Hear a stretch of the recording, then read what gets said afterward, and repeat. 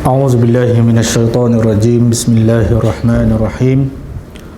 الحمد لله رب العالمين، والصلاة والسلام على رسول الأمين وعلى آله وأصحابه ومن تبعهم بإحسان إلى يوم الدين.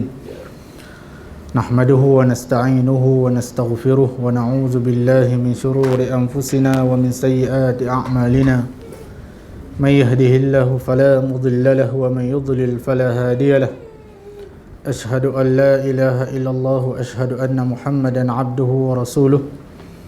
اللهم صل وسلم وبارك على محمد وعلى آل محمد، فإن أصدق الحديث هو كتاب الله، وخير الهدي هدي محمد صلى الله عليه وسلم، وشر الأمور محدثاتها، وكل محدثة بدعة، وكل بدعة ضلالة، وكل ضلالة في النار. أما بعد.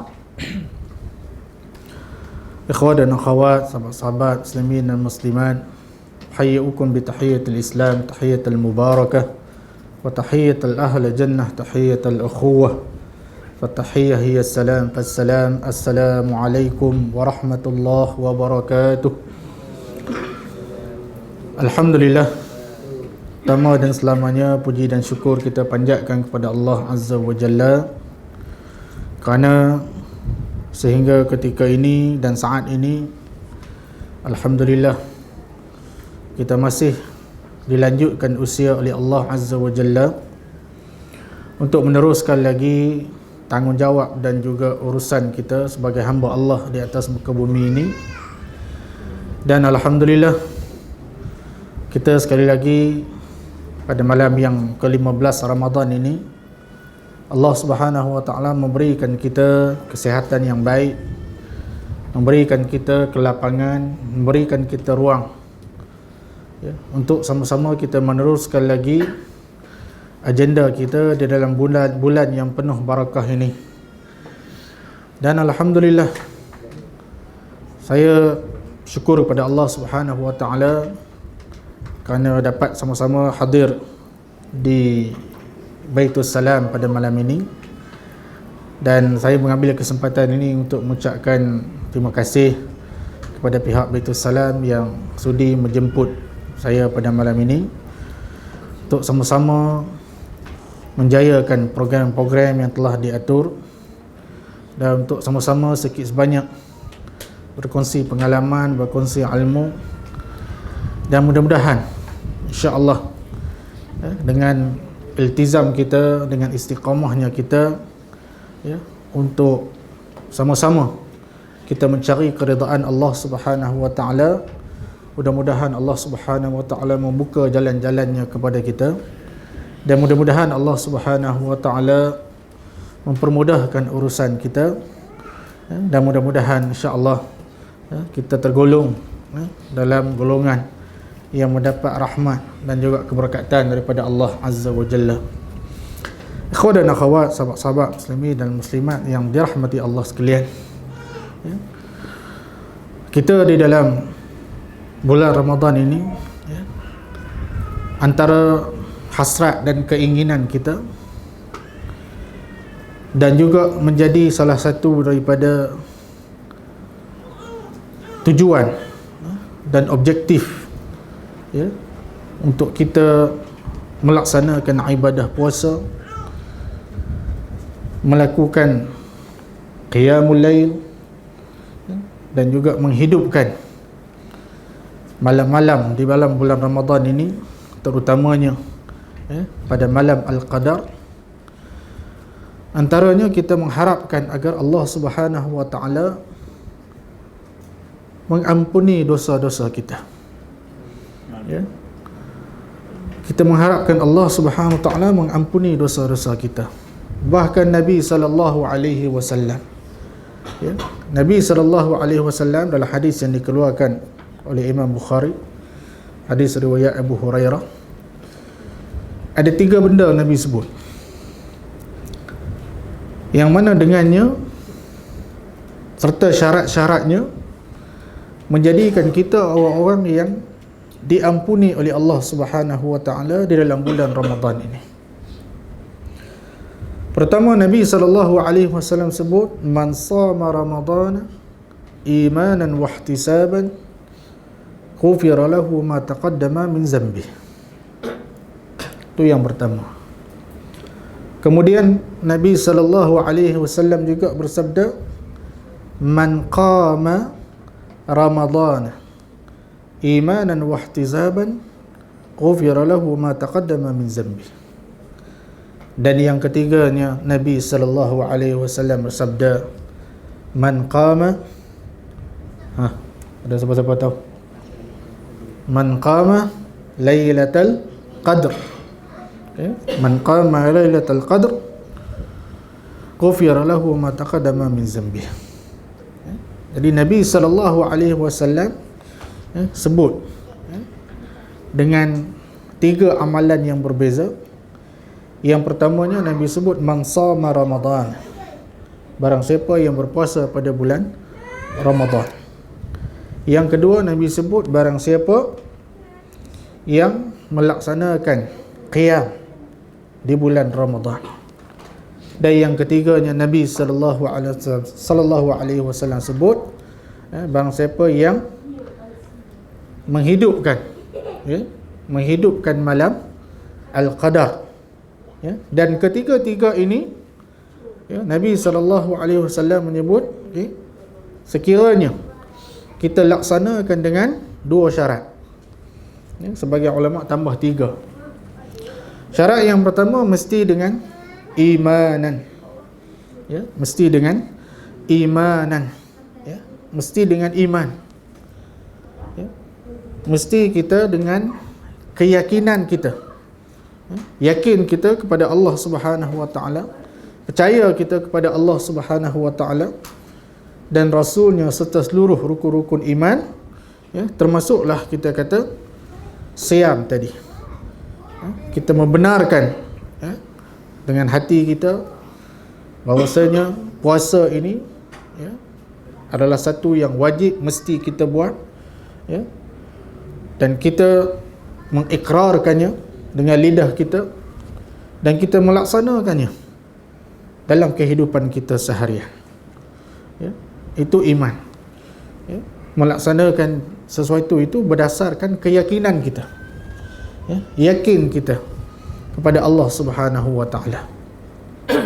Kemudian yang kedua, Nabi meletakkan syarat ketiga ni tadi selepas daripada iman mesti ihtisaban.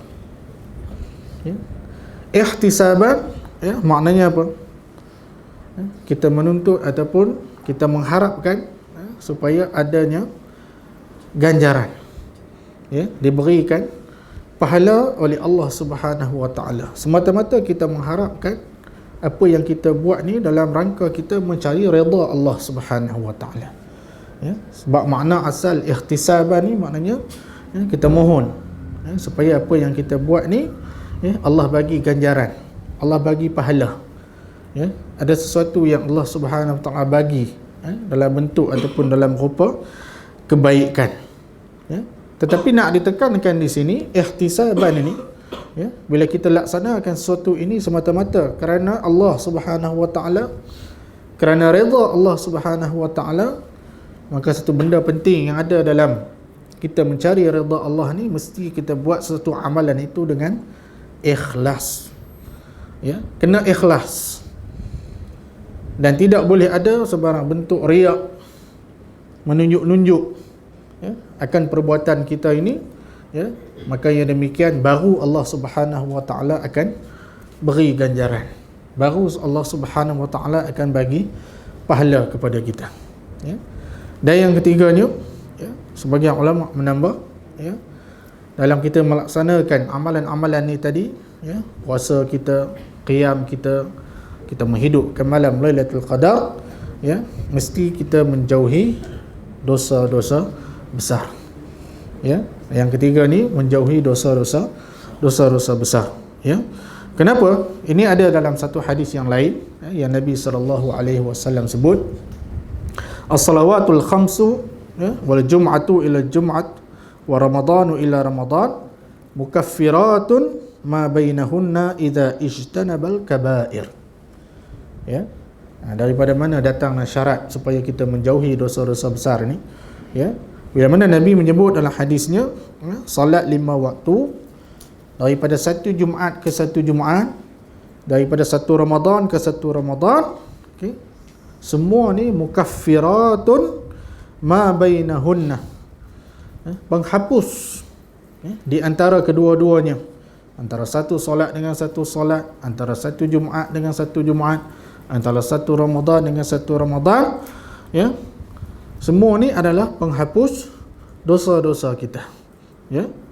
Dengan syarat kita menjauhi dosa-dosa besar, ya. Apa dia dosa-dosa besar ini? Maknanya dosa-dosa yang Allah Subhanahu Wa Taala sebut hadnya ataupun hukumnya di dunia, ataupun Allah Subhanahu Wa Taala menjanjikan balasan neraka di akhirat. Itu disebut sebagai dosa besar, ya. Al-kabair, ya, dalam bentuk apa namanya plural, ya, ataupun bentuk singularnya kita kata kabirah, ya. Kabirah ni maknanya satu dosa besar. Bila dah banyak jadi al-kabair lah. Al-Imam Az-Zahabi karang satu kitab, ya, karang satu kitab, ya, tajuknya Al-Kabair. Saya tengok ada, ya, Ustaz Abu Talhah jual terjemahan dia, ya.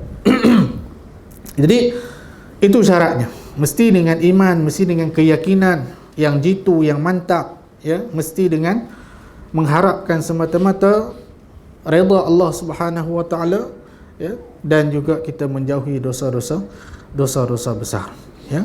Dan dengan itulah baru di hujung hadis Nabi SAW bagi ketiga-tiga amalan tadi, kalau kita laksanakan, ghufira lahu ma taqaddama min zambih, okay, akan diampunkan, ya, dosa-dosanya yang sebelumnya, ya. Apa yang telah kita laksanakan sebelum ini, ya, dosa-dosa, kesalahan-kesalahan kita kepada Allah Subhanahu Wa Taala, ya, maka dengan amalan kita berpuasa, ya, dengan ikhlas, ya, dengan iman yang mantap, ya, dengan kita menjaga diri kita daripada dosa besar, ya, maka Allah Subhanahu Wa Taala, ya, akan mengampunkan dosa-dosa kita, ya. Sebab dalam bulan Ramadan ni pun Allah, kalau kita tengok, ya, antara kita kata sebutan, yang sering disebut, yang dinamakan bulan Ramadan ni dengan syahrul taubah, syahrul taubah, syahrul maghfirah, syahrul afu, ya. Di samping kita nakkan supaya kita diampunkan dosa oleh Allah Subhanahu Wa Taala, kita juga minta kepada Allah supaya kita dimaafkan oleh Allah Subhanahu Wa Taala, ya. Sebab itu Nabi SAW mengajar Aisyah radhiyallahu anha, ya, apa nak baca, ya, apa nak minta kepada Allah Subhanahu Wa Taala, terutamanya pada malam Al-Qadar, ya, doa yang kita semua duk baca, semua kita akan baca, ya, dan jangan tinggal sama sekali, ya, di mana doanya Nabi kata Allahumma innaka afuwun tuhibbul afwa fa'fu anna, ya. Tadi maghfirah, yakni al-afwu, ya, kita nak dua-dua, kita nak Allah Subhanahu Wa Taala, ya, mengampunkan kita, dan kita nak Allah Subhanahu Wa Taala memaafkan kita, ya. Sebagian ulama menyatakan bahawa al-afwu, ya, lebih tinggi, lebih besar daripada al-maghfirah, ya. Al-maghfirah itu sebahagian, satu juzuk daripada al-afwu. Sebab apa? Sebab al-afwu maknanya Allah Subhanahu Wa Taala menghapuskan kesalahan dosa kita, ya. Allah Subhanahu Wa Taala menghilangkan dosa kita, Allah ambil kesalahan dan dosa kita, ya. Tetapi bila sebut al-maghfirah, ya, Allah tu al-ghaffar. Al-ghaffar maknanya Allah Subhanahu Wa Taala yang menutup, dia cover, ya. Satu Allah cover, ya, dan yang keduanya Allah hapuskan. Sudah tentu, ya, kalau kita sendiri pun, ya, bukan setakat kita nak cover je lah, kalau boleh kita nak hapuskan, ya. Sebab itu bila kita minta, Nabi ajar kepada Aisyah dan kepada kita semua, ya, terutama pada malam Al-Qadar, Allahumma innaka afuwun, ya, ya Allah, ya, sesungguhnya engkau Maha Pemaaf. Tuhibbul afwa, ya, suka memaafkan. Okay. Fa'fu anna, ya, maafkanlah kami, ya. Dan kalau kita lihat pun memang al-maghfirah ni dengan al-afu ni memang sering digandingkan, ya, sering digandingkan dalam Al-Baqarah ayat 286, ya, wa'fu anna waghfir lana warhamna anta maulana fansurna 'alal qaumil kafirin. Khawatir dan akhwat, sahabat-sahabat yang dirahmati Allah sekalian, saya tak tahu sampai pukul berapa ni, sebab tazkirah ni dia tak lebih 10-15 minit gitu, ya. Lebih dia jadi ceramah, lebih lagi dia jadi seminar, lebih daripada tu dia mengarut. Ya. Jadi mungkin sikit lah, ya, yang dapat saya kongsikan pada malam ini, ya. InsyaAllah mudah-mudahan, ya, sepanjang kita berada dalam bulan yang kita kata bulan maghfirah ini, ya, bulan taubah ini, ya, dosa-dosa kita terampun, ya. Kita kata kita minta supaya Allah Subhanahu wa taala memaafkan kita. Kalau boleh, ya, berakhirnya Ramadan kali ini, ya, bukan sahaja kita kata kita mendapat manfaat-manfaat, ya, daripada kita berpuasa, ya, dari sudut-sudut yang lain, okey, yang lebih pentingnya, ya, supaya Allah Subhanahu wa taala mengampunkan dosa-dosa kita, ya, memberikan kemaafan kepada kita, ya. Sebab apa? Sebab orang yang Allah hapuskan dosa dia ni, ya, seperti mana yang Nabi SAW sebut, at-taibu minan zambi kaman la zambalah, ya, orang yang bertaubat daripada dosa ni, ya, maknanya Allah ampun dia, Allah terima, ya, permohonan dia, ya, seperti mana orang yang tidak mempunyai dosa, ya. Jadi mudah-mudahan ikhwan dan akhwat, ya, supaya kita tergolong, ya, dalam golongan mereka-mereka yang mendapat keampunan, ya, mereka yang mendapat kemaafan daripada Allah Subhanahu wa taala, ya. Orang yang mendapat kemaafan dan juga keampunan daripada Allah, ya, mudah-mudahan, ya, kita menjadi orang-orang yang bahagia di dunia, ya, dan juga bahagia di akhirat, ya. Mudah-mudahan dengan keampunan dan juga dengan maafnya Allah kepada kita, ya, dapat kita menjarakkan lagi diri kita daripada neraka Allah Azza wa Jalla. Jadi sekadar itu dulu, sekadar tazkirah ringkas. Sebab tadi Ustaz Bertalha pesan, dia kata ringkas. Jadi saya pun daripada solat tadi sampai tazkirah semua ringkas, insya-Allah. Ya? Jadi sekadar itu dululah untuk malam ini. Ya, mudah-mudahan ada manfaatnya. Terima kasih sekali lagi atas jemputan, dan saya mohon maaf atas kelemahan dan kekurangan. Ya, mudah-mudahan ada manfaatnya. Aqulu qouli hadza wa astaghfirullah, subhanakallahumma wa bihamdika, asyhadu an la ilaha illa anta, astaghfiruka wa atubu ilaik. Sallallahu ala nabiyyina Muhammadin wa ala alihi wa sahbihi ajma'in. Walhamdulillahi rabbil alamin. Aqulu qouli hadza wa astaghfirullah. Wassalamu alaikum warahmatullahi wabarakatuh.